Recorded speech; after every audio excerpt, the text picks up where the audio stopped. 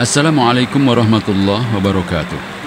Selamat berjumpa kembali dengan channel Wong Kaum 88. Di video kali ini kita akan menyimak kisah Wali Songo Sunan Kalijogo, dakwah dengan wayang dan tembang Jawa. Sebelum menyimak lebih lanjut, mohon dukungan untuk channel ini dengan mensubscribe, karena satu subscribe dari Anda sangat berarti bagi perkembangan channel ini. Terima kasih.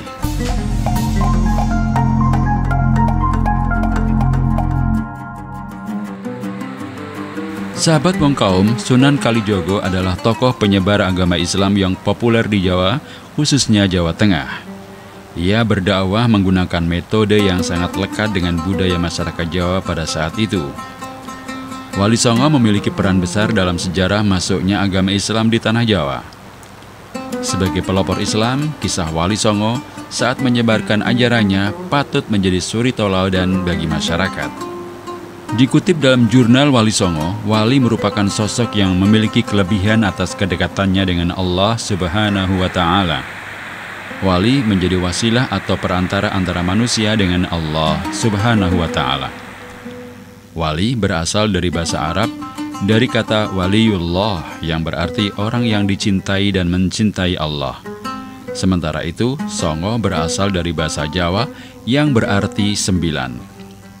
Sehingga kata Wali Songo diartikan sebagai 9 orang yang mencintai dan dicintai Allah. Mereka mengemban tugas suci untuk mengajarkan agama Islam. Salah satu Wali Songo yang menyebarkan syiar Islam di Jawa Tengah adalah Sunan Kalijogo. Sunan Kalijogo lahir pada tahun 1450 Masehi.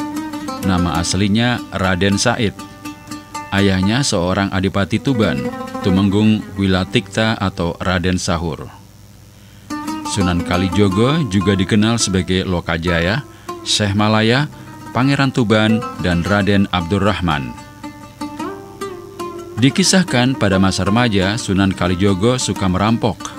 Menurut berbagai sumber, tindakannya dilatar belakangi oleh ketidakadilan yang dirasakan rakyat kecil karena mereka harus membayar pajak atau upeti. Akhirnya ia membongkar gudang makanan, lalu mencuri dan membagikannya kepada orang-orang yang membutuhkan. Namun tindakan yang dilakukannya justru membuat ayahnya merasa malu, sehingga ia diusir. Dikisahkan pada suatu ketika, Sunan Kalijogo hendak merampok. Tanpa diketahui, ternyata orang yang menjadi sasarannya adalah Sunan Bonang. Akhirnya Sunan Kalijogo dibimbing oleh Sunan Bonang untuk menjadi muridnya. Inilah yang menjadi cikal bakal perubahan nama Raden Said menjadi Sunan Kalijogo hingga menjadi penerus dakwahnya.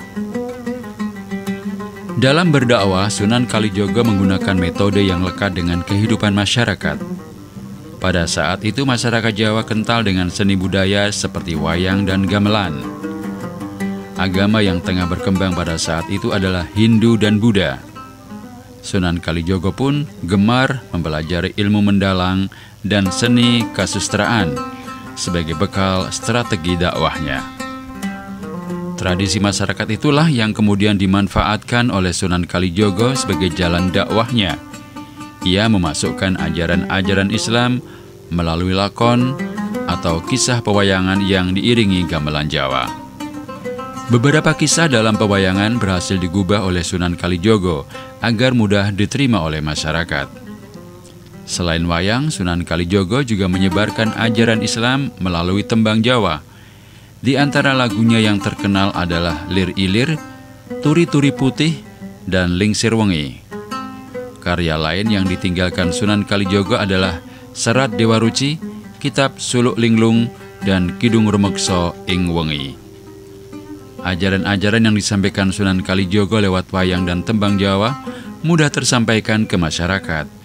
Itulah yang menjadikan kelebihan Sunan Kalijogo dalam mengajarkan Islam di wilayah Jawa. Sahabat Wong Kaum, sekian video kali ini. Terima kasih sudah menonton. Sampai jumpa di video-video selanjutnya.